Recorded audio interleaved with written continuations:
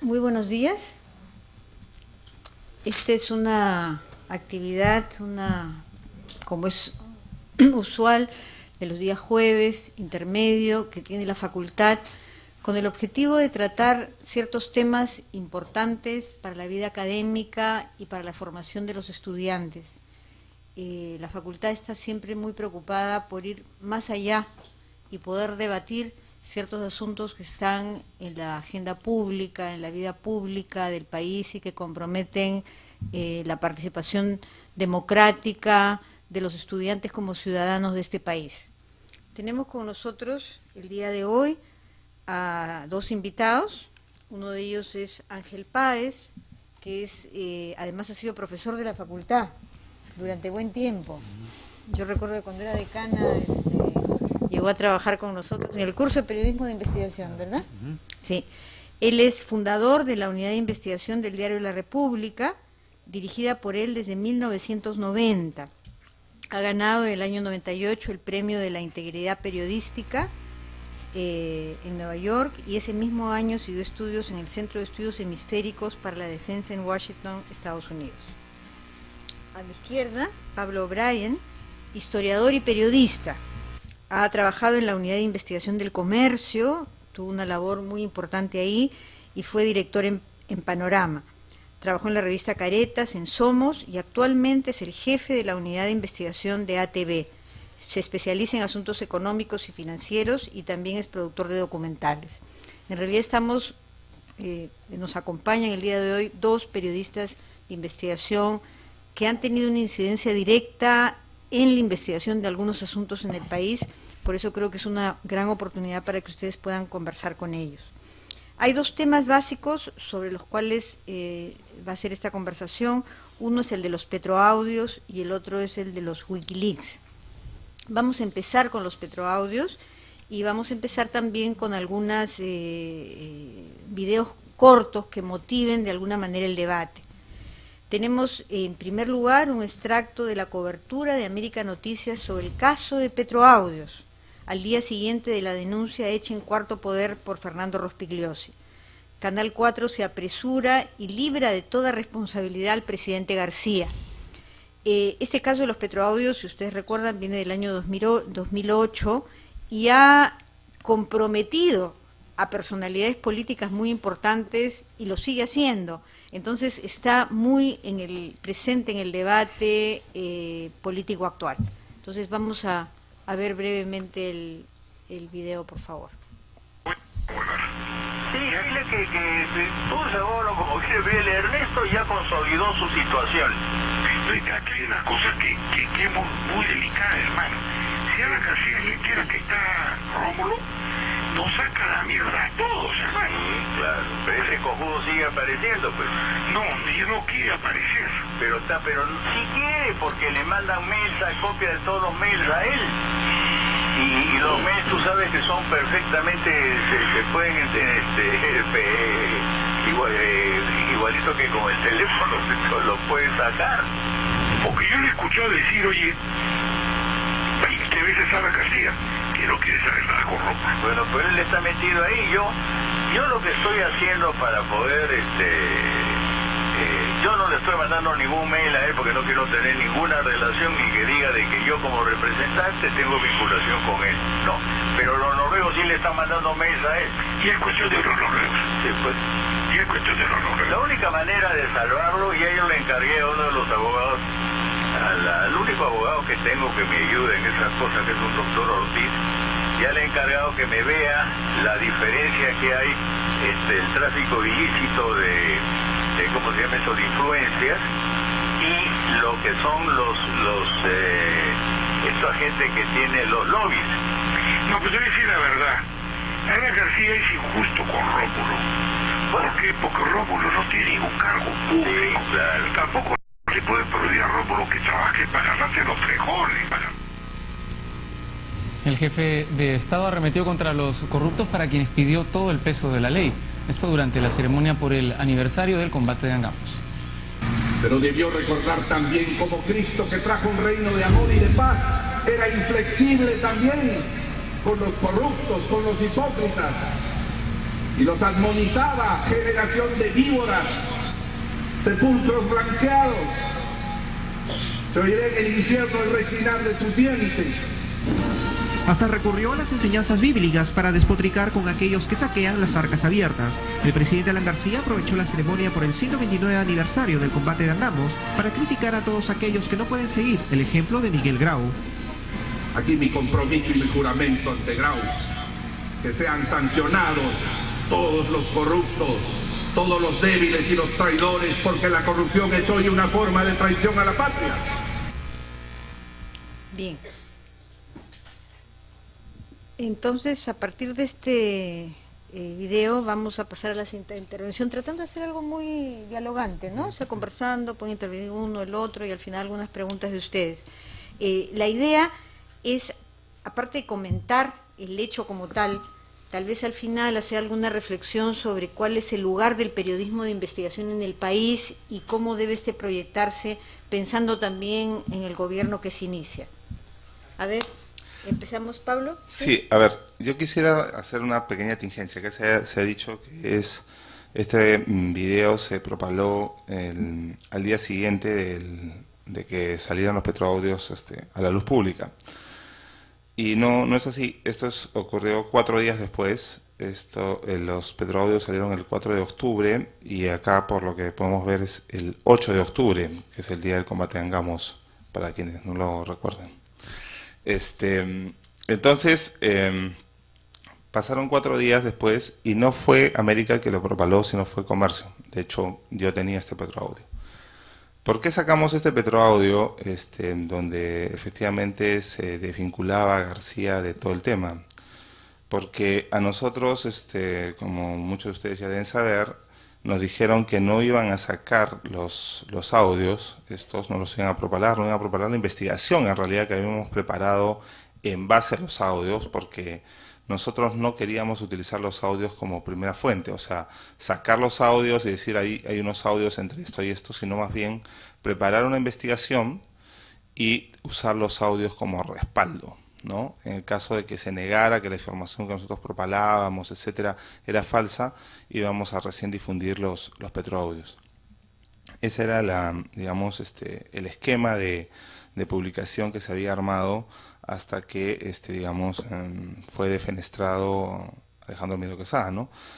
Quizás rápidamente les debería contar que yo trabajaba en esa época en la unidad de investigación, tuve acceso a estos audios, en realidad tuve acceso a estos audios luego de estar investigando una serie de negocios que se venían preparando por parte de varias empresas mexicanas, supuestamente.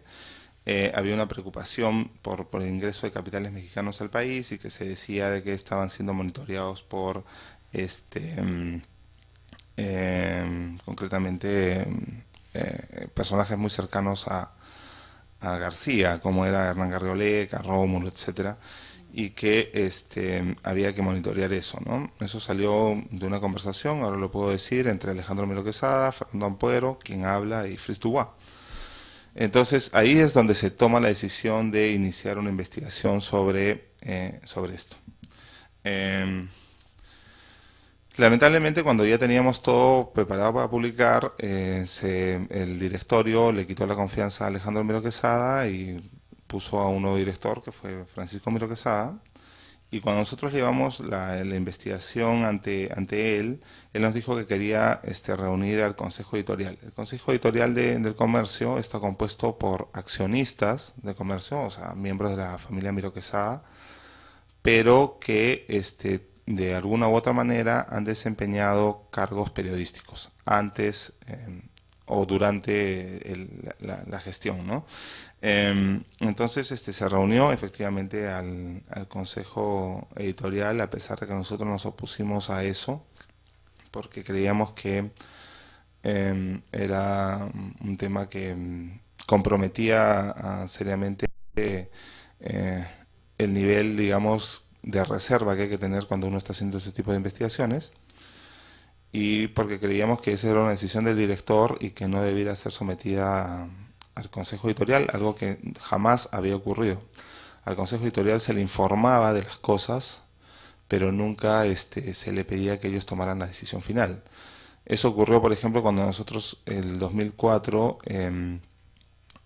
hicimos a la luz pública el caso Bavaria, que en ese momento era muchísimo más comprometedor porque el comercio era accionista de Grupo Bavaria. Entonces, quizás ahí sí había una razón como para exponer esto ante el Consejo Editorial. Y que yo recuerde, las únicas 2 veces que se han puesto, digamos, a consideración del Consejo Editorial investigaciones preparadas por la unidad ha sido en el caso de los petroaudios y en el caso Bavaria. En este contexto, cuando nos dispusimos el caso, se nos dijo concretamente que esta investigación no iba a salir porque iba a afectar la gobernabilidad del país. Entonces, como nosotros estábamos en ese momento sin poder publicar, le dijimos, miren, esto no compromete la gobernabilidad, incluso hay este audio. Y eso sí se apuraron a publicarlo, ¿no? La gente del comercio. Y ahora, escuchando las palabras del presidente García, parecía que García era mucho más consecuente y estaba más radical que los propios directores del comercio de ese momento, quienes manejaban la línea editorial del comercio en ese momento. Pues pedía una sanción contra los corruptos, etcétera, etcétera, pero no querían, en realidad, cuando la gente del comercio había intentado claramente ocultar la investigación de los petroaudios. Y aquí viene mi primera reflexión con relación un poco a la razón por la cual se nos ha convocado aquí para conversar, ¿no es cierto?, de los petroaudios a los Wikileaks. Los Wikileaks, como saben, es información que se obtuvo ilegalmente también, ¿no? Es información que ya se sabe, un analista de inteligencia de los Estados Unidos hackeó, porque tenía acceso a ella, y se la entregó a Wikileaks. Quiero decir aquí un breve comercial, que la primera persona que colgaron en el Perú una investigación en Wikileaks fui yo siempre el burro por delante, con Marcos Cifuentes, ¿no? Nosotros colgamos los 86 petroaudios, los colgamos en Wikileaks el año 2008, 2009, cuando nadie conocía que era Wikileaks. Y de hecho, la masiva concurrencia que hubo de gente que entró a Wikileaks hizo que por primera vez una investigación latinoamericana fuera portada de Wikileaks durante casi un mes. O sea, Wikileaks cuando se abría la página de Wikileaks, tú veías ahí el tema de los petroaudios. Y se quedaron absolutamente sorprendidos de la masiva, digamos, movimiento que tenía la página de sitios peruanos, porque cuando nosotros nos contactamos con ellos, nos dijimos que trabajamos en un blog y nos preguntaron que en Perú hay blogs. Entonces, realmente estaban sorprendidos de que la comunidad de internet peruana fuera tan grande, ¿no? Y nos enviaron nos hicieron varias preguntas y varios comentarios halagadores con relación a eso. Ahí parece que los suecos creían que nosotros todavía estábamos con plumas, ¿no? Esa visión que tienen los europeos a veces de los pueblos latinoamericanos. En fin, entonces mi reflexión es que luego el comercio se va a convertir en el primer medio peruano que va a adquirir los Wikileaks, o que los va no adquirir, sino obtener, mejor dicho, y los va a difundir.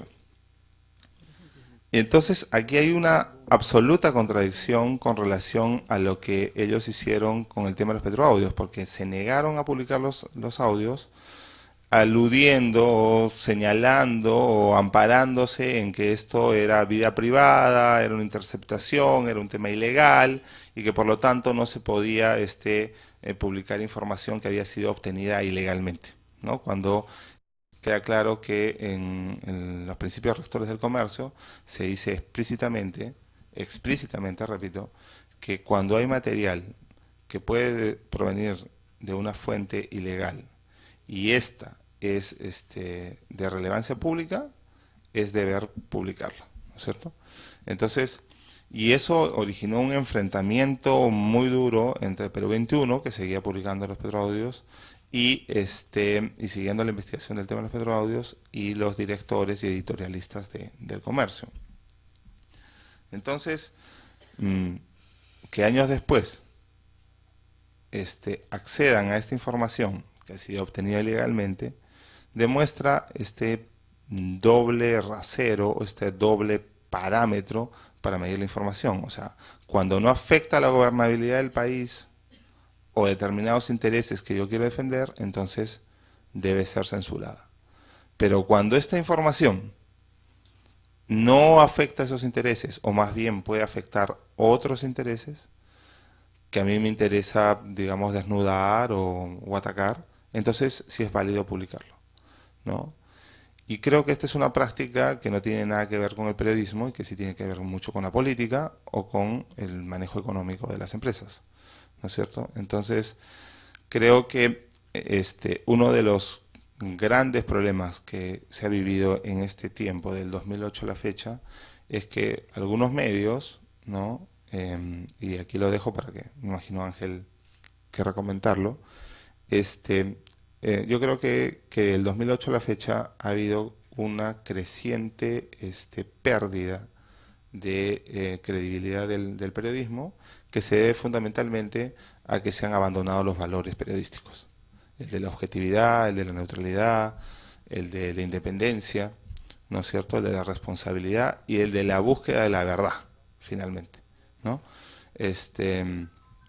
Y eso está, me parece, deteriorando seriamente la forma de hacer periodismo en los medios tradicionales, ¿no? Creo que es materia de otra conversación que está pasando en los nuevos medios, ¿no? En los medios de internet, etcétera. Pero en los medios tradicionales, digamos que yo lo que voy sintiendo, como le decía Ángel antes de entrar aquí, con mucha amargura, es que se está dejando de hacer periodismo para comenzar a hacer política, economía, relaciones públicas. Y creo que el nivel altísimo al que había alcanzado el periodismo a comienzos de los años, a fines de los 90 y comienzos del presente siglo, se viene deteriorando rápidamente, ¿no? Muchas gracias, Pablo. Ángel. Muchas gracias por la invitación. Es un placer regresar a la universidad donde estuve efectivamente una época y que seguramente vamos a volver por acá. Como vieja práctica de profesor, me traje un PowerPoint para más o menos explicar algunos principios elementales que nosotros aplicamos en la República respecto a este tipo de material, ¿no? Le he puesto así: periodismo con pinzas, el tratamiento de la información de origen incierto, los casos Petroaudios y Wikileaks. Nosotros tenemos un protocolo de verificación, pero que siempre hacemos el mayor esfuerzo para aplicarlo. Y este protocolo además ha sido resultado no de la teoría, sino precisamente de la experiencia que hemos tenido, ¿no? Básicamente son tres ideas centrales. La información que no es obtenida por el trabajo del periodista es sometida a un riguroso proceso de verificación, constatación y autentificación. Precisamente tomando lo que dijo Pablo respecto a los petroaudios, ellos iban a usar este material porque evidentemente sabían cuál era su origen para respaldar investigaciones. No era la simple difusión de los petroaudios, ¿no? Si las fuentes que proveen los documentos, fotografías, videos o audios son personas de cuya reputación o transparencia se duda, la investigación incluye los antecedentes de estas personas. El contenido de cualquier información que ha sido obtenido mediante mecanismos no legales o que riñen con la ética es exhaustivamente verificado y contrastado con las personas implicadas con esa información. Es decir, si tenemos un video que aparentemente acredita un acto de corrupción, una inconducta, nosotros antes de difundirlo hablamos con las personas que están allí o con las partes que están relacionadas para tener la información completa, porque si solamente difundiéramos, limitaríamos la información porque no estaríamos diciendo toda la información completa, sino una parte. Este protocolo lo hemos aplicado con unos resultados bastante interesantes. En el año 2007, los programas Cuarto Poder y La Ventana Indiscreta, así como la revista Caretas y el diario La República, y esto está en plan de autocrítica, publicaron casi simultáneamente una investigación sobre la supuesta venta de información secreta por parte de agentes de inteligencia naval a empresas privadas de seguridad. Todo indicaba que esta investigación, que dicho sea de paso, llamaba mucho la atención porque como un tema tan sofisticado podía haber sido identificado casi al mismo tiempo por varios medios de comunicación. Es como si los medios de comunicación se sentaran alrededor de una mesa y dijeran, ya, investiguemos tal cosa, y todos se reparten el trabajo. O que el caso Watergate se habían puesto de acuerdo Los Angeles Times, la revista Time, Washington Post y New York Times, y dijeran, ya, hay que investigar el caso Watergate. No es así, evidentemente, ¿no? Entonces, precisamente porque nos llamó la atención que por qué 4 medios, incluido el nuestro, tenían la misma información, es que investigamos cuál era el origen de esta fuente de información. Y entonces llevamos algunas conclusiones, por ejemplo, que los 4 medios acusaban a las mismas personas e implicaban a 2 empresas de seguridad que supuestamente eran las que compraban esta información de inteligencia robada a la Marina. Resultado: la investigación de la República identificó al abogado Fernando Ofelan Pérez como el proveedor de la información a los 4 medios de comunicación, y fue identificado además por los propios periodistas que recibieron la información. El último periodista en aceptar que este señor era el que le había entregado esta información fue el periodista de la República. Ofelan admitió además haber repartido la información y afirmó que recibió estos datos de supuestas fuentes de inteligencia de la Marina. El material que distribuyó este señor Ofelan incluía correos electrónicos hackeados a personal de inteligencia naval que luego fueron trucados para aparentar la venta de información. Es decir, robaban información verdadera y sobre esa base la cambiaban o adulteraban para aparentar que estas personas estaban cometiendo ilícitos o delitos. Ofelan está vinculado, comprobamos en ese momento, o estaba vinculado en ese momento, con el dueño de Forza, una empresa de seguridad privada que precisamente era la competidora de las 2 compañías afectadas con la información que Ofelan estaba filtrando a los medios de comunicación. Es decir, se trataba de una conspiración y nuestro propio medio de comunicación, La República, había caído en la trampa. Esto nos demostró que cuando se recibe este tipo de información había que evidentemente verificarla. Y nuestro periodista que había recibido la información la obtuvo debido a que ya tenía una relación anterior con Ofelan. Ofelan es una persona conocida por tener contactos en el Poder Judicial, entonces se aprovechó de esa suerte de papel de fuente de varios medios para filtrar esa información. Entonces este periodista de La República confió precisamente en esta relación y recibió el material. Pero fuimos un poco más allá. El propietario de Forza en ese momento era pareja de Giselle Gianotti, que en ese momento también trabajaba en Business Track. El jefe de Business Track era el oficial de inteligencia Elías Ponce, quien asesoraba en ese momento informalmente al vicepresidente Luis Gianpietri. Y miren, antes que Ofelan filtrara esta información a los 4 medios de comunicación, incluida La República, Gianpietri entregó todo ese paquete al comandante general de la Marina. Es decir, antes que salieran los medios con esta información, el comandante general de la Marina, Eduardo Dancourt, ya sabía que existía esa información. ¿Quién se la había dado a Gianpietri? Se la había dado a Elías Ponce. O sea que el origen de esa información que fue filtrada a 4 medios de comunicación había sido Business Track. Hasta este punto llegamos. Este caso está en el Poder Judicial. El señor Fernando Ofelan está procesado por varios delitos y otras personas más. Estábamos en el año 2007 cuando vimos este caso, pero en el 2008, en octubre, es cuando estalla el caso de los petroaudios. Sí se difunden este material a través del diario El Comercio, Perú 21, y me he olvidado poner también, me parece que caretas. Entonces la República se pone plantea como estrategia 2 cosas. Primero, averiguar el contenido y las implicancias del material que se estaba difundiendo. Y en segundo lugar, nos preocupamos por saber quiénes habían grabado estos audios, ¿no? Entonces se dividió el trabajo de 2 maneras, y respecto al caso sobre el origen o de las personas que habían participado en este chuponeo, llegamos a algunas conclusiones, ¿no? Encontramos una serie de similitudes entre este material y las personas que probablemente estaban detrás de este acto de espionaje con el mismo caso anterior, 2007, ¿no? Entonces, como consta en una publicación que hicimos la última semana de octubre de ese mismo año, consideramos que existía una mayor alta probabilidad de que este espionaje lo había cometido Business Track. Por eso es que entrevistamos, mejor dicho, yo entrevisté a Giselle Janotti y le expliqué que debido a una serie de fuentes y además cruce de información, habíamos llegado a la conclusión que los espías eran de Business Track. Por supuesto, ella no aceptó los cargos, a pesar de las evidencias que habíamos tenido, y más bien les pusimos estas cosas. ¿Por qué buscamos a Janotti? Porque habíamos encontrado información que ella había, en los pocos meses anteriores, desarrollado una serie de exposiciones ante el grupo de empresarios y ante miembros de las Fuerzas Armadas, una investigación que ella había hecho como parte de Business Track sobre la infiltración chavista en el Perú. Y durante la exposición de estos PowerPoints, ella colocaba correos electrónicos hackeados de las personas bajo sospecha, videos de seguimiento de estas personas y otro material que evidentemente había sido obtenido mediante la aplicación de técnicas de espionaje, ¿no? Entonces, obviamente, no estábamos diciendo que Business Track había necesariamente cometido el espionaje telefónico, pero todo indicaba que sí, porque habían varios elementos que confluían.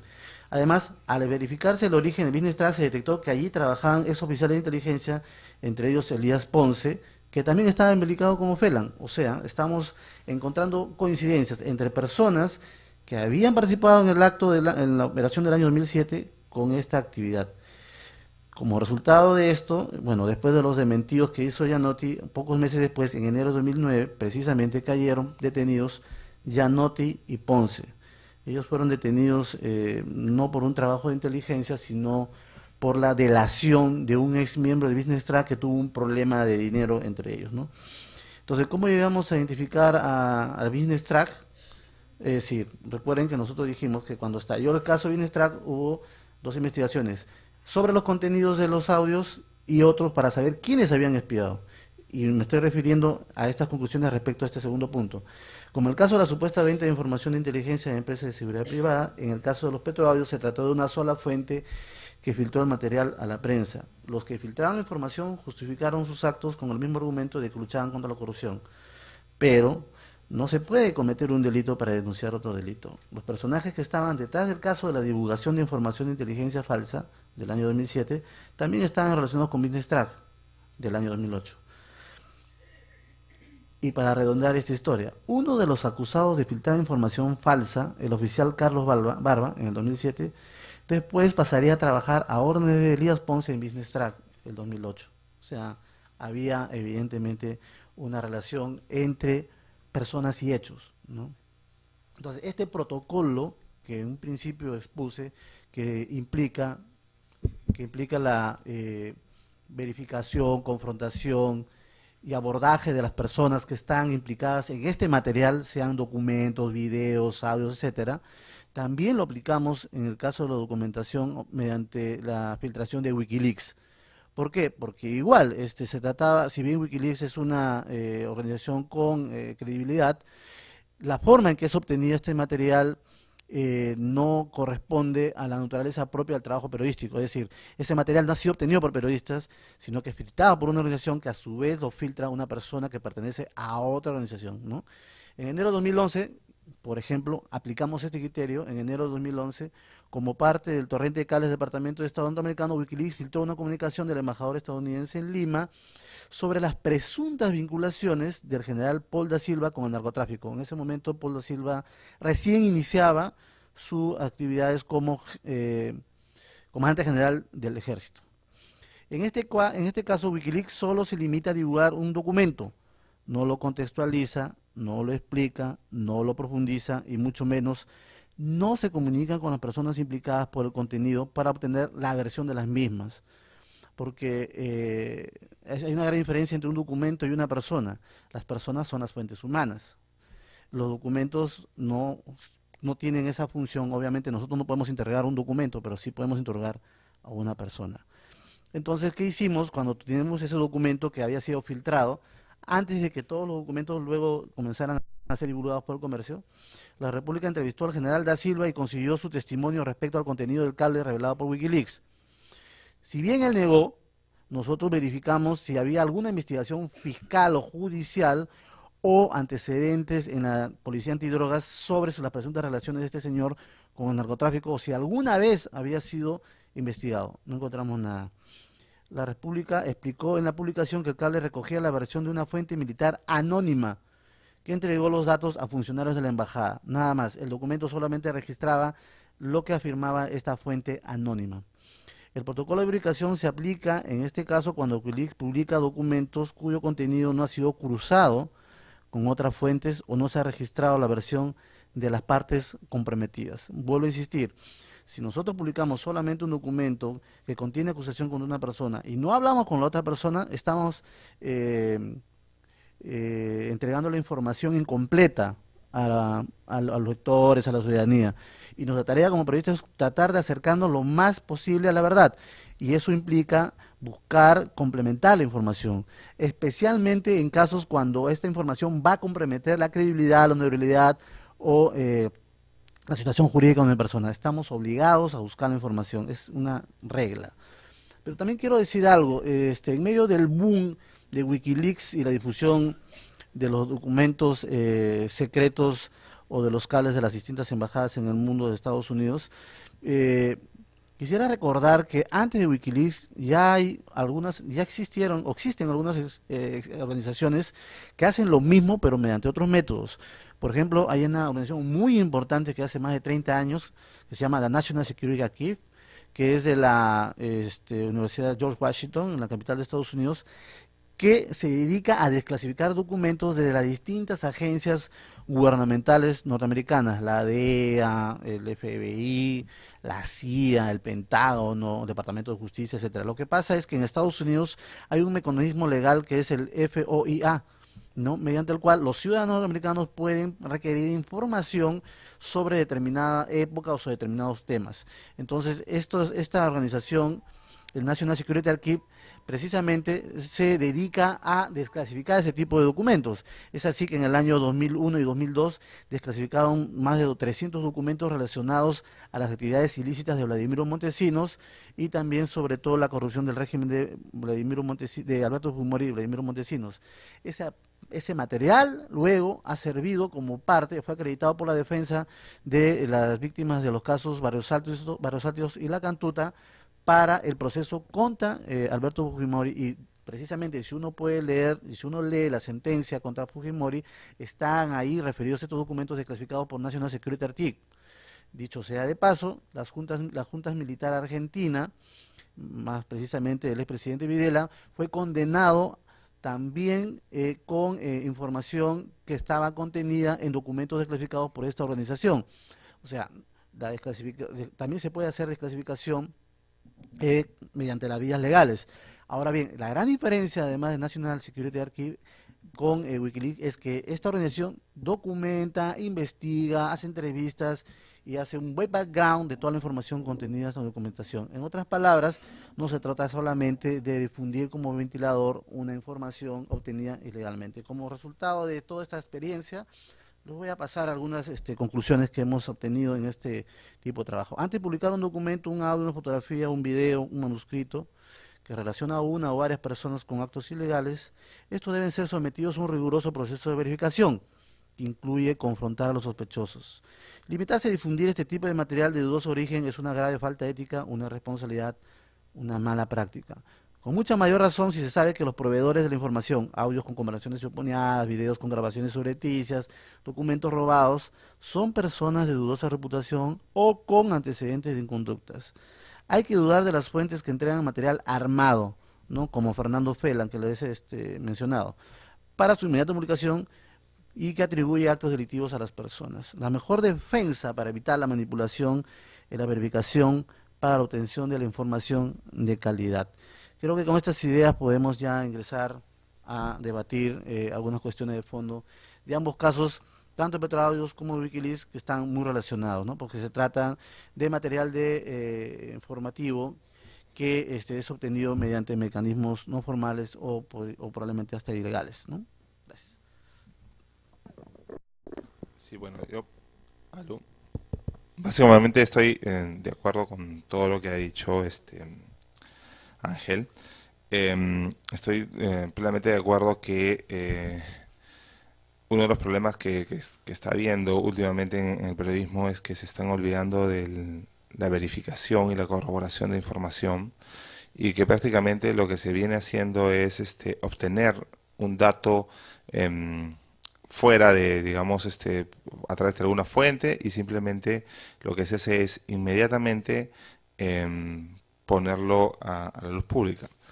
Cada vez hay más agentes como el señor Ofelan o como otros que provienen básicamente de empresas que llegan hasta los escritorios de los periodistas de investigación o los citan a almuerzos, desayunos, etcétera, y les entregan lindos expedientes en carpetas muy, muy bonitas, ¿no es cierto?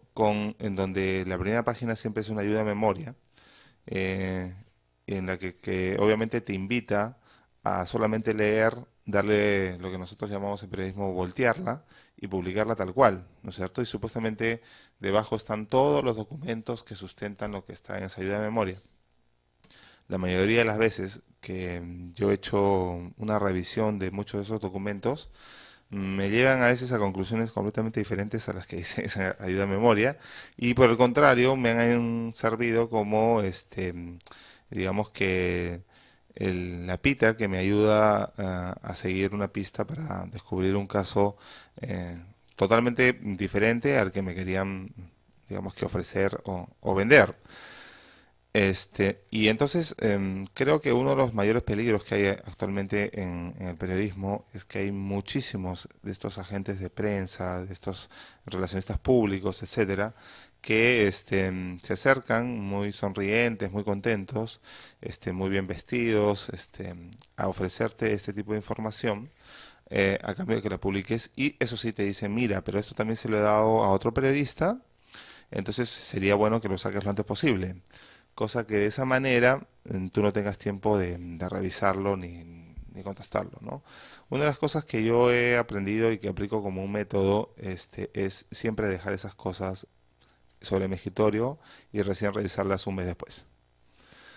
Para evitar justamente que el interés o el motivo que está detrás de la publicación de ese tema me conduzca a cometer una injusticia o un error. Recién, entonces, comienzo a revisar el tema y lo comienzo a publicar, ¿no? En ese sentido, sigo una pauta, una norma que me la dijo Jaime Quesada, ¿no? Que recientemente fallecido, que era una regla del comercio antiguo, que decían que siempre era preferible perder una primicia que perder credibilidad y que si el comercio tenía 160 años de historia, entonces y tú mirabas pues las paredes del comercio y del edificio, sentías el peso de los 160 años y si mirabas un poco los rostros de quienes lo dirigían, decías, bueno, sí, algo de eso es verdad. Entonces, que era siempre preferible andar con pies de plomo y yo he preferido seguir esa pauta, ¿no? No apurarme en publicar cosas porque alguien así me lo pide o porque me apremia un supuesto competidor, ¿no? Em, y creo que es importantísimo, como ha señalado Ángel aquí, y como acabo de señalar yo, que tengo algunas pautas de conducta con relación a determinada información, a tener protocolos de verificación, ¿no? Yo prefiero el término que utiliza Kovac y Rosenthal en su libro Los elementos de periodismo, ¿no? Que le llaman la disciplina de verificación, ¿no? Ahí se señala que la esencia del periodismo es la disciplina de verificación. ¿Eso qué quiere decir? Que no podemos publicar nada que no esté debidamente verificado, ¿no es cierto? Y la regla que se impuso después del famoso caso Watergate es que dos fuentes independientes deben confirmarlo. Cuando decimos dos fuentes independientes, mucha gente busca dos fuentes, pero pueden ser dos fuentes que estén ligadas entre sí, ¿no es cierto? Entonces, si uno iba, por ejemplo, como dice Ángel, a preguntarle a Ponce Feijó y a Ofelan si la información sobre el caso Barba, ¿no? Era verdadera, lo más seguro es que los dos le dijeran que sí. ¿Por qué? Porque eran fuentes que estaban relacionadas, ¿no? Entonces uno tiene que buscar siempre dos fuentes que no estén vinculadas. Creo que esa es la norma fundamental. Y la otra que también surge del caso Watergate es que si dudas de una información, nunca la publiques, ¿no? O sea, creo que los periodistas tenemos que dudar siempre, ¿no? Y ahí está el famoso dicho que seguramente sus profesores se los han repetido en clases un montón de veces, es que si tu madre te dice que te quiere, entonces busca a dos fuentes independientes que te lo confirmen, ¿no? Porque hay que dudar hasta del amor de la madre, ¿no? Entonces, y creo que además la duda, como ustedes saben, es el origen del método científico, el método cartesiano, ¿no es cierto? La duda metódica, ¿no? Y eso tiene que ver, ¿no? Descartes es del siglo XVI y es, digamos, el filósofo más influyente de toda la Ilustración. Y como ustedes saben, el periodismo surge en la Ilustración. El periodismo, como lo conocemos hoy, surge en la Ilustración. Y por lo tanto, el método científico, el método de verificación, está íntimamente ligado con el periodismo. Mucha gente siente que el periodismo no debiera aplicar los métodos científicos para verificar. Pero yo creo que, perdón, todo lo contrario, ¿no es cierto? Justamente porque nosotros trabajamos con información sumamente delicada, debiéramos tratar de ser lo más objetivos posibles.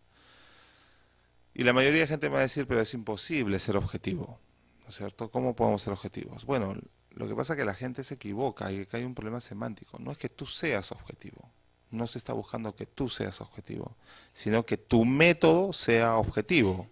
O sea, el método es el que te tiene que llevar a llegar a conclusiones. Entonces, este protocolo de verificación del que habla Ángel y que tan buenos resultados le ha dado, es justamente lo que todos los periodistas debiéramos tener, ¿no es cierto?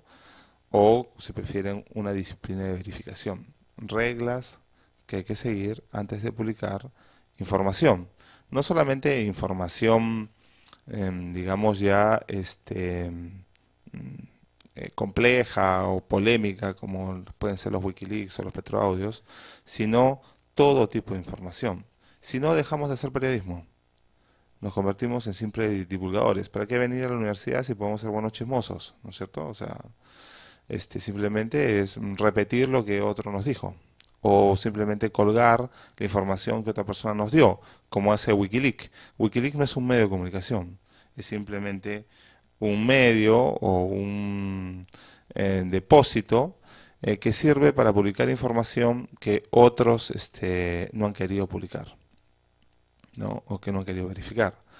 En vista de las, digamos, polémicas que se han abierto en contra de Wikileaks en los últimos años, en esta oportunidad han decidido utilizar un sistema diferente. Y por eso es que entregaron la información a distintos medios de comunicación que sí tienen la capacidad de verificar la información y que su prestigio como medios está basado en que solo publican información verificada. Les entregaron los Wikileaks para que ellos los fueran corroborando y publicando. Porque además lo que se quería era, en este caso, preservar una cosa que es fundamental también en el periodismo, ¿no es cierto? La identidad de las fuentes, ¿no es cierto? Que tengan información. Y en este caso lo que se quiso preservar era la identidad de muchos de los informantes del gobierno norteamericano que habían dado la información para que se hicieran los Wikileaks. Entonces, ustedes verán que cuando se publican los Wikileaks, se va a borrar siempre los nombres de las personas que dieron esa información a los funcionarios norteamericanos, ¿no? En algunos casos sí aparece, ¿no? Pues esa fue la gran polémica entre Rospigliosi y Ollantumala, ¿no? Entonces, digamos que creo que también hay que tomar en cuenta en los protocolos de verificación cómo se va a trabajar con las fuentes, que es una de las cosas que estuvo explicando ahora Ángel, ¿no? Pero como reflexión final les quiero dejar eso, ¿no? Para que ustedes sean realmente periodismo, si el periodismo siga, digamos, teniendo vigencia, tienen que preocuparse en obtener métodos de corroboración o métodos de verificación. Llámenle a eso disciplina, protocolos, como ustedes gusten, pero tienen que verificar. La esencia del periodismo es la verificación. Si no hay verificación, no hay periodismo. Gracias, Pablo. Ángel. Sí, en el periodismo peruano hay un deporte que todavía no se oficializa, pero deberíamos hacer el esfuerzo para hacerlo, porque podríamos ganar una medalla de oro olímpica, que es el patinaje. Con mucha frecuencia, y especialmente en los procesos electorales, sucede mucho. Vemos casos extraordinarios de patinaje, es decir, de hierros, de errores, a veces malintencionados con la finalidad de afectar a uno u otro candidato. Esto no es nuevo, ¿no? Recuerdo, por ejemplo, que se difundió un supuesto audio en el año 2000, en pleno gobierno de Alejandro Toledo, 2003, si no me confundo, un audio que registraba la conversación entre el entonces asesor presidencial, César Almeida, con un general del ejército que había actuado como cajero de Vladimiro Montesinos, que es Oscar Villanueva. En el audio, supuestamente, Villanueva le proponía a Almeida, en una reunión, en un chifa, que le iba a entregar información muy grave que iba a afectar a personas del gobierno y del entorno, y que se estaban camuflando y que en realidad eran colaboradores del régimen de Fujimori y Montesinos. Y a cambio le pedía a César Almeida, en ese momento Oscar Villanueva se encontraba en condición de prófugo de la justicia, y a cambio le pedía, a cambio de esa información le pedía a Almeida que lo ayudara, ¿perdón? Con arresto domiciliario. Estaba con arresto domiciliario, ¿no? No, pero salió de su casa para hacer esa entrevista. Sí, sí. Entonces, a cambio que le arreglara su situación judicial, en otras palabras, despojarlo de toda la persecución judicial que tenía. Entonces, ese audio fue transcrito y todos los medios de comunicación, radio, prensa escrita y televisión, incluida la República, todos, publicaron transcripciones completas de ese audio que demostraba el acto de corrupción.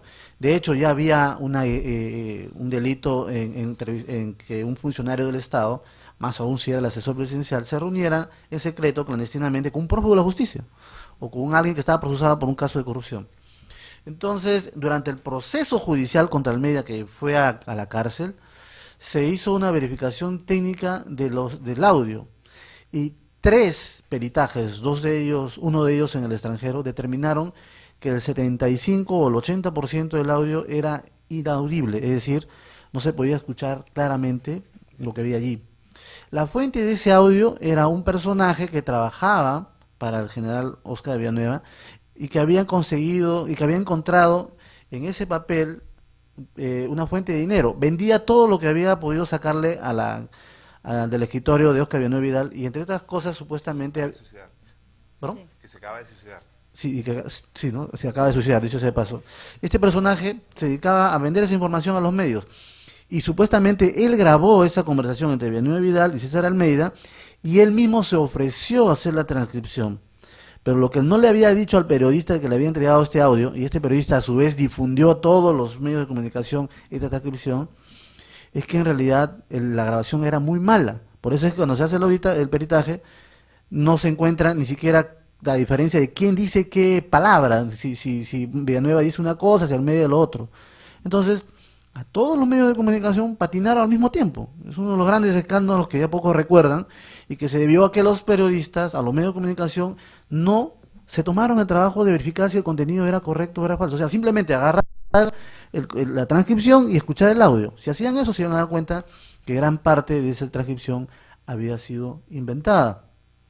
Otro caso similar fue que ocurrió cuando una periodista acusó al entonces primer ministro Luis Solari de estar recibiendo sobornos de el ex ministro de Economía, que en ese momento se encontraba preso, Víctor Hoy, que había sido ministro de Fujimori. Las pruebas que presentó la periodista fueron dos cosas. Primero,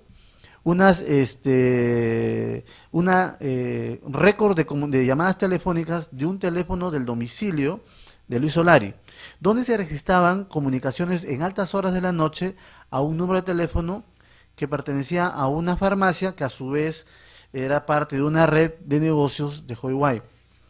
El otro documento que presentó fueron fichas de registros públicos donde se demostraba que el señor donde se demostraba que Solari, a los pocos meses de haber ingresado en funciones con el gobierno de Toledo, había comprado algunas propiedades.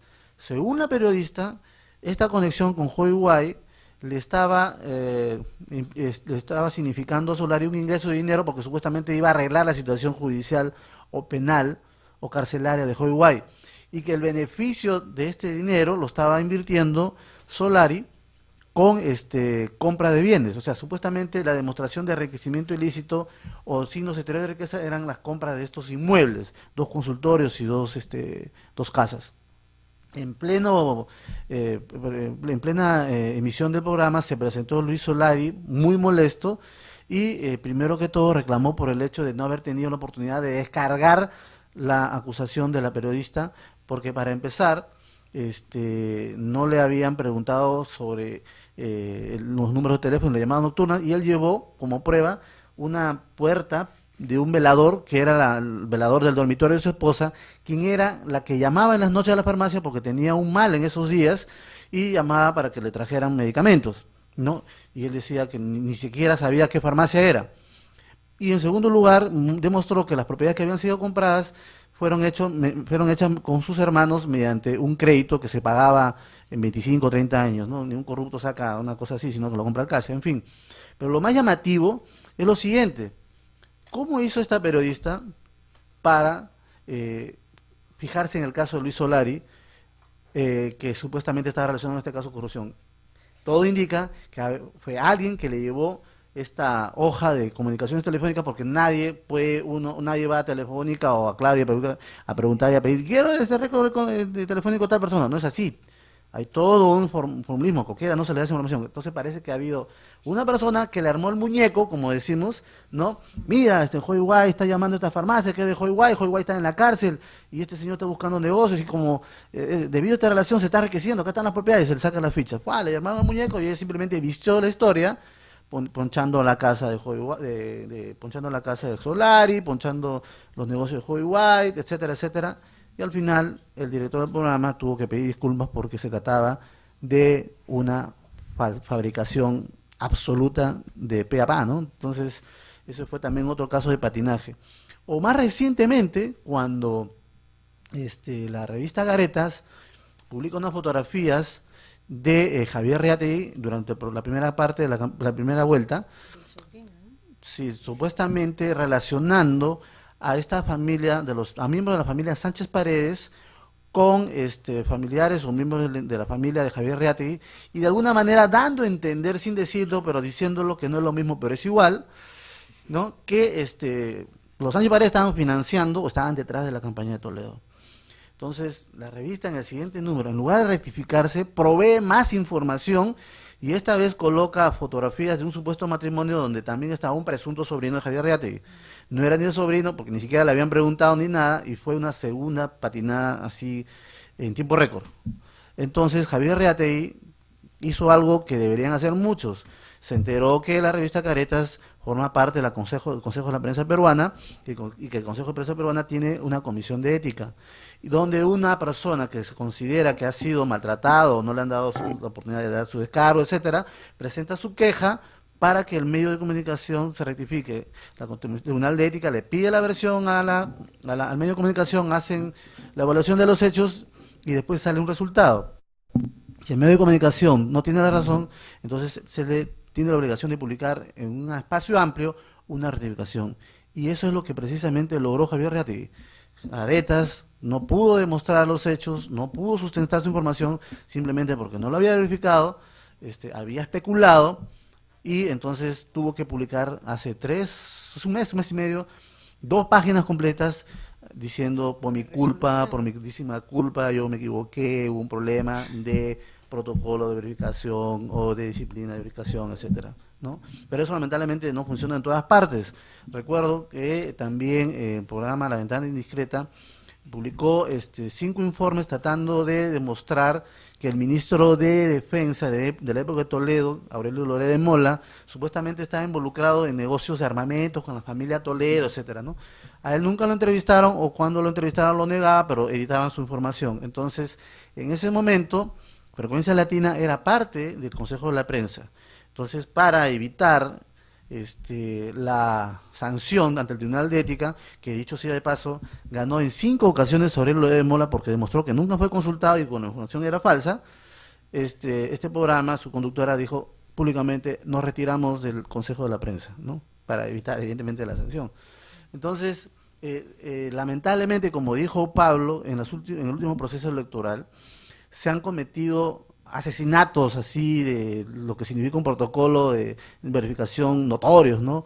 Porque ha prevalecido el interés político, electorero y comercial, hasta económico, en lugar del periodístico, que consiste en publicar información de relevancia y de interés público, especialmente si contiene algún tipo de información que va a influir sobre la opinión de la gente respecto a uno u otro candidato, ¿no?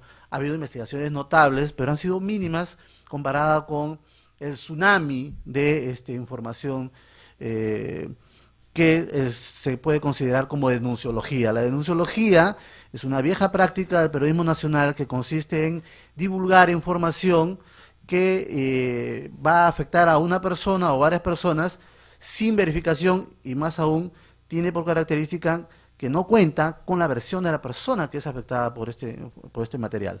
Entonces, esta denunciología perturba mucho, sobre todo a los trabajos de investigación, porque la gente cree que todo es investigación, no hace mucha diferencia. Entonces cree que cuando sale algún tipo de material, esta es otra vez una investigación armada para afectar a una u otra persona. Para evitar eso, nosotros en el diario elevamos las vallas de verificación. Incluso toda información relacionada a los candidatos tratábamos de conseguir, teníamos que conseguir información del otro lado, ¿no? Eso pasó con varios casos, cuando por ejemplo Canal 9 sacó una muy buena nota sobre la relación de Pepe Vázquez con el narcotráfico. Nosotros hicimos una continuidad, pero no publicamos no publicamos nada, sino hasta conseguir nueva evidencia, y efectivamente avanzamos mucho más y encontramos otro material que confirmaba lo que decía Canal 9. Pero dicho sea de paso, eso era una tendencia porque tanto el 9 como nosotros estábamos interesados en buscar a otros candidatos con este tipo de antecedentes, ¿no? De hecho, encontramos 2, 3 más que también estaban bajo investigación por narcotráfico y también de otros antecedentes. Por ejemplo, el caso de esta candidata que fue designada en la lista de Fujimori a dedo, Gina Pacheco, ¿no? También fue un trabajo de varios medios, participó el Caretas, participó el 9, participó Comercio y también puso los suyos de la República. Entonces, pero eso fue en la primera parte. Ya en la segunda, como se dice en francés, se armó la pampa, ¿no? Ya todo el mundo hacía lo que se da la gana, etcétera. Y creo que la gran víctima fue de toda esta amarga experiencia, la credibilidad. Y considero que, sí, pues, lamentablemente en el periodismo nacional todavía no se aprende que la disciplina de verificación es un elemento básico para la obtención no solamente de información de calidad, sino también para la consolidación de la credibilidad. Y la credibilidad es la materia prima con la que se hacen los buenos periodistas. Muchas gracias. ¿Les parece si pasamos a las preguntas de los estudiantes? Y a lo mejor en el camino podemos ir incorporando algunas otras ideas. A ver, por favor. Sí. Adelante. Creo que esta práctica de la ética de la identidad de la fuente se llama off the record, creo, ¿no? ¿Tengo entendido? Bueno, en el libro de Rajes del Oficio le preguntaban a varios periodistas si en algún caso se pueden revelar esas fuentes. Mi pregunta sería para ambos si hay algún caso, que algunos decían sí, otros periodistas decían no, nunca, jamás. ¿Cuál sería la opinión de Ángel y de Pablo? Si siempre va a defender la identidad de sus fuentes o puede haber un caso que sí lo amerite. Yo solamente lo haría si es que la fuente me da información falsa o si siento que la fuente por alguna razón me está manipulando. Entonces, en ese caso, no dudaría ni un segundo en revelarlo. Es más, yo se los digo. O sea, yo voy a preservar tu identidad, siempre y cuando tú no me estés manipulando ni dándome información que sea falsa. Si esa información que me acabas de dar es falsa o es tendenciosa, busca una manipulación, etcétera, etcétera, prepárate porque vas a salir en la primera plana del Comercio o del diario en el que trabaje, con tu foto y tu identidad. O sea, me sirve además como una barrera de defensa, ¿no? Para que a nadie se le ocurra hacer una cosa como esa, ¿no? De acuerdo con Pablo, y eso lo hice, y precisamente es el caso de Ofelia. Ofelia era una fuente mía también, para algunos temas judiciales, un contacto importante, porque siempre se codeaba con gente de la Corte Suprema. Cuando yo hablé con un primer periodista, y me dijo que había sido Ofelia el que le entregó la información, yo hablé para cortar un poco el camino con Ofelia, y me lo dio todo.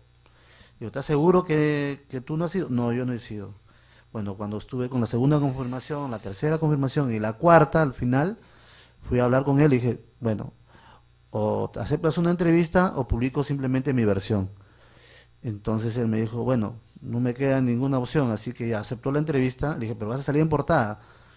Pero tú eres mi amigo, tú has sido mi fuente, lo siento, pero el trabajo es así, ¿no? Y además tú me habías ocultado la información, no actuaste con transparencia y además manipulaste no solamente otros medios, sino el medio en que yo trabajo. Y al afectar ese medio pierde credibilidad y afecta a mí también mi labor. Entonces, al final, efectivamente, hice el artículo, hice la investigación y salió en primera plana, ¿no? Y hasta ahora está enfrentando un proceso judicial que le podría implicar hasta 6, 7 años de prisión. Adelante. Horacio. Pablo, Ángel, hola. Quiero saber si en los blogs se hace periodismo de investigación, ¿no? Y si los blogueros en todo caso pueden llamarse así, ¿no? Y cuál es la contribución de esta nueva tendencia, ¿no?, para el periodista de investigación. Los blogs es un soporte como lo es Facebook, o es un mecanismo de relación social o difusión de información como es Facebook, Wikileaks, etcétera. Tiene distinta naturaleza, pero digamos puede ser usado, ¿no? Acá en el país no se está desarrollando ese tipo de trabajo de investigación periodística, por ejemplo, IDL Reporteros, no es un caso. Pero también hay, claro, IDL Reporteros es una organización, como lo es el CIPER en Chile. El CIPER tiene blogs y tiene página web, que son periodistas independientes, no trabajan por un medio de comunicación, sino por una suerte de asociación o organización no gubernamental, que se reciben financiamiento del extranjero o internamente, y financian investigaciones periodísticas de relevancia. Acá, como menciono, está IDL Reporteros, y hay alguno que otro caso de manera individual, pero digamos no es una práctica difundida. Ha habido episodios también aislados de periodistas cuyo material no fue publicado en algún medio de comunicación, y ellos se han tomado la libertad de hacerlo, ¿no? Ha habido alguna confrontación. De hecho, justo el día lunes en una reunión en la República se ha propuesto ese tema de desarrollar un mecanismo para resolver ese problema, porque hay periodistas que se sienten afectados al no ser publicada alguna información por cualquier motivación, cualquiera que sea. Y en el periódico no hay una suerte de reglas que va a pasar, ¿no? Pero me recuerdo que el editor principal dijo, bueno, si no te lo publican, no lo puedes publicar en ninguna parte porque esa información es propiedad de la empresa. Y digo, ¿what? Estás loco, Leo. Si es una información sobre un crimen o sobre un asalto o sobre un robo o sobre una corrupción, no es propiedad del periódico, es propiedad de la ciudadanía. Mi obligación es publicarlo acá en la Cochichina. Entonces renuncia. Bueno, esa es una opción también. Sí, solo para complementar lo que es la pregunta que hacía Horacio. Yo creo que hay algunos blogs que ya están haciendo periodismo de investigación o eventualmente publican temas de opinión y de vez en cuando publican algunas investigaciones o revelaciones importantes, ¿no? Podría citar el blog de Jacqueline Fox, el de Lútero, a veces Godoy, ¿no? Este, pero creo que uno de los problemas de los blogs, salvo el tema de IDL o el de CIPER, es que uno debe tener siempre, cuando hace investigación, una doble instancia, ¿no es cierto? O sea, yo no me puedo editar a mí mismo. Y eso también forma parte de los protocolos de verificación. Entonces, el problema de los blogs es ese, que como es un tema individual, no hay una doble instancia. A no ser que, claro, yo recurra a un amigo para que él me lo edite o para que él me diga, ¿sabes qué? Esto no está bien o no está mal. De hecho, a veces los periodistas, cuando estamos haciendo una investigación muy grande o con muchas implicancias, solemos recurrir a colegas, amigos que conocen el tema, para que ellos te den una opinión sobre la investigación.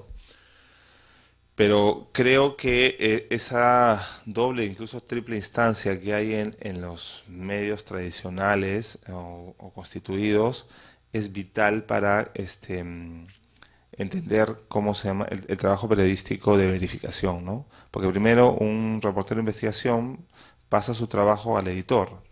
El editor lo revisa y va a encontrar probablemente algunas deficiencias o problemas y va a pedir que el reportero las vuelva a hacer. O le va a decir, está bien, pero ya tienes una opinión independiente. Y luego eso va a subir donde el director, ¿no es cierto? Donde probablemente el director va a ver una serie de motivaciones, intereses, problemas con el director, etcétera. Pero igual es una tercera instancia, ¿no es cierto?, que te va a ayudar a finalmente afinar el trabajo periodístico y el informe de investigación final.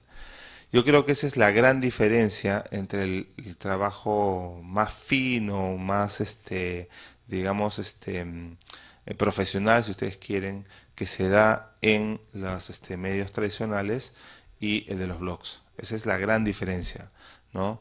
Es muy difícil editarse a sí mismo. O sea, incluso en temas sencillos como sintaxis o errores ortográficos. O sea, uno puede leer 3 o 4 veces el mismo informe que uno mismo ha escrito y siempre se te pasa el mismo error, ¿no? Y eso pasa, digamos, hasta con Eloy Jauregui, ¿no? O sea, entonces, que tiene un manejo de lenguaje envidiable. Entonces, si eso pasa, imagínense en temas que ya tienen que ver con asuntos de contrastación, verificación, de que si estamos siendo... Esa es otra cosa bien importante, ¿no? A nosotros nos gusta tomar a veces un poco partido cuando hacemos las denuncias y no somos suficientemente proporcionados, ¿no? Y no estamos dándole, digamos, cabida suficiente a que se hagan los descargos, etcétera. Finalmente uno quiere sacar la denuncia así nomás y a veces no busca los descargos de las personas. Eso siempre te lo va a exigir tu director y tu editor. Entonces, creo que esa es la diferencia. Aldo. Mi pregunta es para ambos, ¿no? Con respecto a los petroaudios, podemos afirmar que esta información fue extraída de chuponeadores, no es información ilegalmente, ¿no? Entonces, sabemos que si algo se escucha en la opinión pública y que son personas que están involucradas con el gobierno cometiendo actos ilícitos, es una información que se debe divulgar a todos, ¿no? Entonces, es información pública. Pero mi pregunta es más va que si existe algún código de ética en el periodismo aquí en el país que regule cuál es el límite entre lo público y lo privado, ya que sabemos que también eso puede ser ciertamente algo privado, ¿no? Lo privado deja de ser privado cuando lo que se comete en ese ámbito es de interés público. En el caso de los petroaudios, por ejemplo, creo que existió más un papel de difusión que de investigación. Es lo que precisamente estaba haciendo Pablo, pero lamentablemente, como lo he comentado, no se pudo avanzar más, ¿no? Él estaba completamente afectando la investigación, porque los audios eran parte de un componente, es un pedazo de una realidad.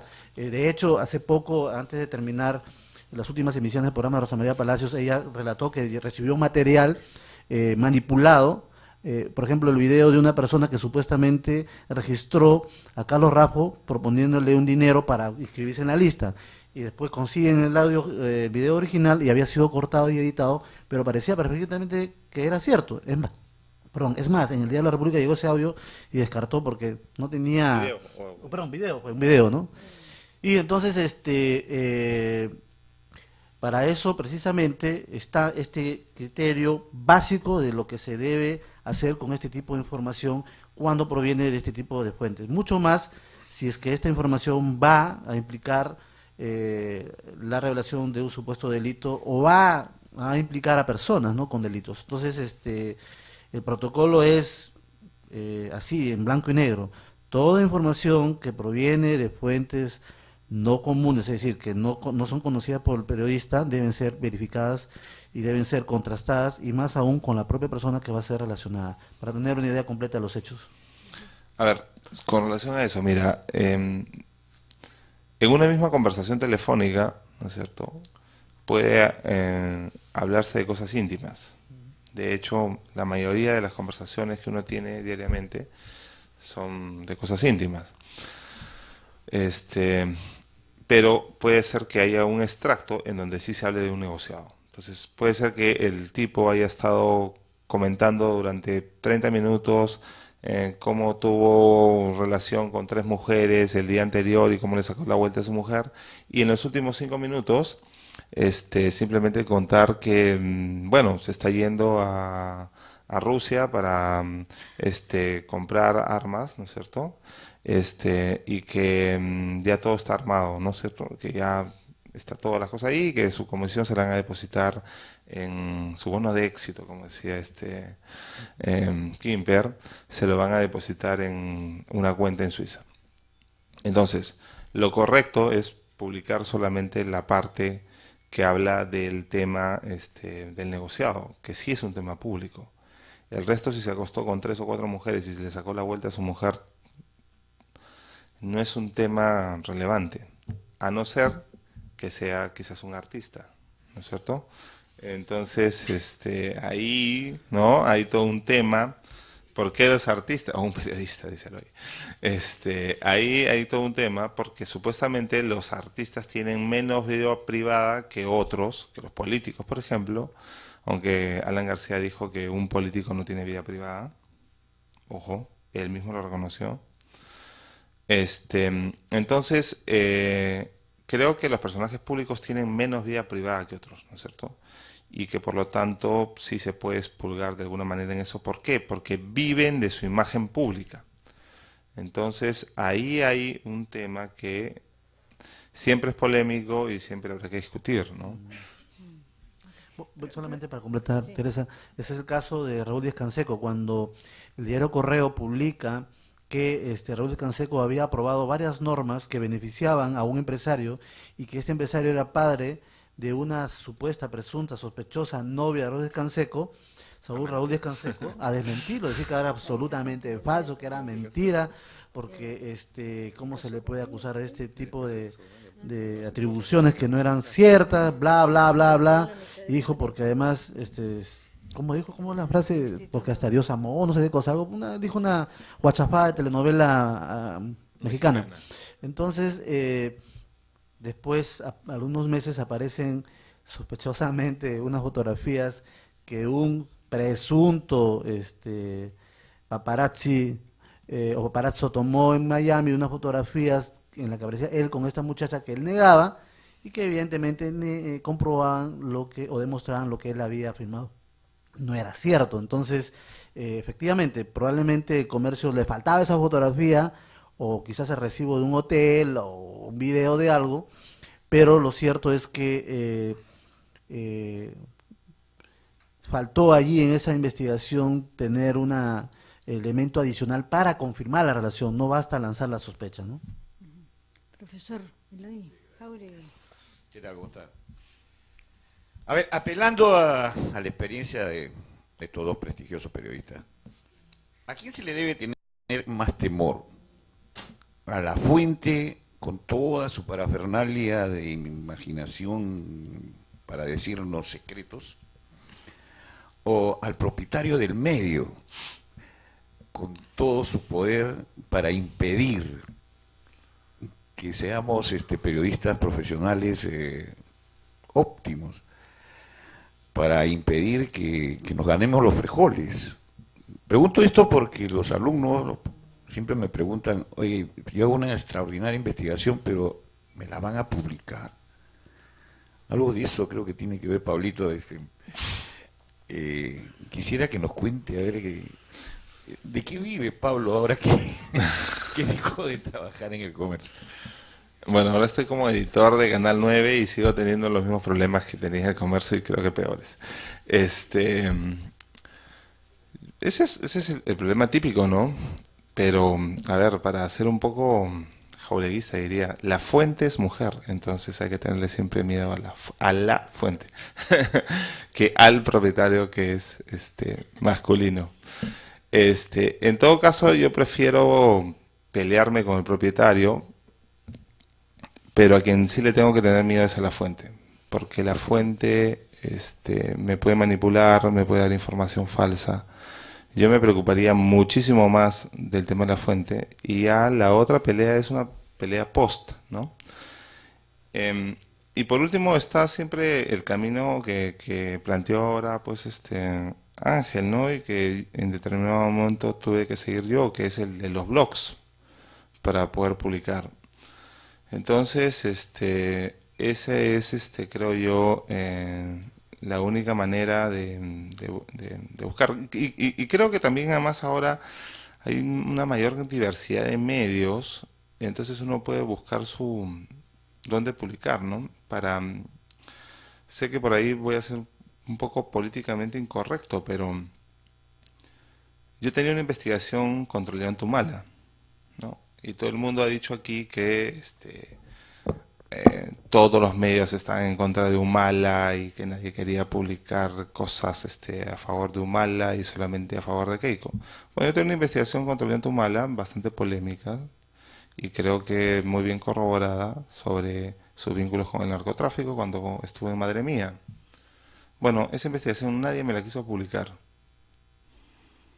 Entonces tuve que ir buscando a ver quién me la publicaba, y finalmente me la publicó uno de los pocos que sí querían pelearse con Humala, que era Perú 21, ¿no? Pero yo no quería recurrir ni a Correo ni a Perú 21. Finalmente no me quedó otra, ¿no es cierto? Porque además tenía un problema. Si yo publicaba eso en un blog, yo me tenía que hacer cargo de la seguridad de las fuentes y de lo que les pusiera a pasar a las fuentes. Ahí es cuando los blogs tienen problemas. ¿Por qué? Porque no tienes, digamos, el apoyo y la institucionalidad de un medio que se pueda hacer cargo de la protección, el tanto legal como física de las represalias que, dicho sea de paso, los testigos ya están teniendo, ¿no? A varios de ellos, a sus mujeres los han expulsado de los clubes de madres, etcétera, ¿no? Simplemente por salir a contar lo que habían vivido cuando eran soldados de Madre Mía. Bueno, medios importantes no quisieron publicar eso. Y era un poco también algo de lo que quería hablar, ¿no? Y me permite esta reflexión tocar eso, ¿no? Yo creo que en este último proceso electoral, la principal víctima ha sido la prensa, ¿no? Y la prensa ha sido la víctima no tanto porque alguien los haya agredido, sino porque ellos se han autoeliminado o se han suicidado y han cometido autocensura severa. Yo creo que ha habido mucha autocensura y lo peor de todo es que han tomado partido político y han dejado de ser neutrales. Y no digo solamente el Grupo de Comercio, yo creo que está Ángel aquí, la República, y tomaron partido así, pero a rajatabla, y se la jugaron y se pusieron la camiseta. Y eso no es periodismo, pues, ¿no es cierto? Eso no es periodismo. Quizás los periódicos puedan darse un poco ese lujo, porque finalmente si yo quiero comprar un periódico tengo que ir y pagar mi plata, ¿no es cierto? Y puedo escoger la posición política que me guste, o al contrario, quiero saber qué dice el otro, ¿no? Siempre es divertido, por ejemplo, leer a Aldo Mariatti, aunque nos genere mucha cólera. Pero los medios de comunicación masiva que usan el espectro radioeléctrico no pueden darse ese lujo. O sea, no pueden censurar información, o no pueden simplemente dirigir sus investigaciones a descubrir un solo candidato. O sea, creo que ellos están en la obligación de mantener la neutralidad periodística, que es un concepto que recién se creó a comienzos del siglo XX, ¿no es cierto? La neutralidad. Y debiera ser solamente la verdad y que la información esté bien verificada la única razón por la que se publica o se deja de publicar algo, y no porque está más de acuerdo con mi posición política o está en desacuerdo con mi posición política, ideológica, religiosa o lo que sea. Y eso no está pasando con los medios de comunicación, no ha ocurrido durante esta campaña, y esto se ha demostrado y ha quedado al descubierto, esta práctica que es usual en los medios de comunicación debido a la polarización que ha habido en estas elecciones. Si no hubiera habido esta polarización en estas elecciones, probablemente estaríamos diciendo, oye, mira qué paja nuestra prensa, cuando no es así. O sea, la prensa todo el tiempo está tomando partidos en función de sus intereses económicos o en función de las ideologías políticas que ellos defienden o creen que son verdaderas. Lo más grave es de que eso uno podría decir, bueno, es un tema de los medios de prensa. Lo más grave, creo yo, es que acá ha habido periodistas que también han hecho campaña política y que ahora se ponen nuevamente, pasan al lugar de la prensa y comienzan a decir, no, pues yo voy a fiscalizar, no sé qué. Oye, después de que, o sea, ese salto de la política a la prensa no es ética, ¿no?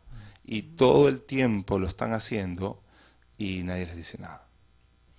Bueno, para terminar, solamente decirles que esta actividad es organizada por el profesor Horacio Potestá, de periodismo, y parte de una investigación que él viene realizando para el Instituto de Investigación Científica de nuestra universidad, y de la cual esperamos tener un libro a fin de año, que ya debe llegar pronto.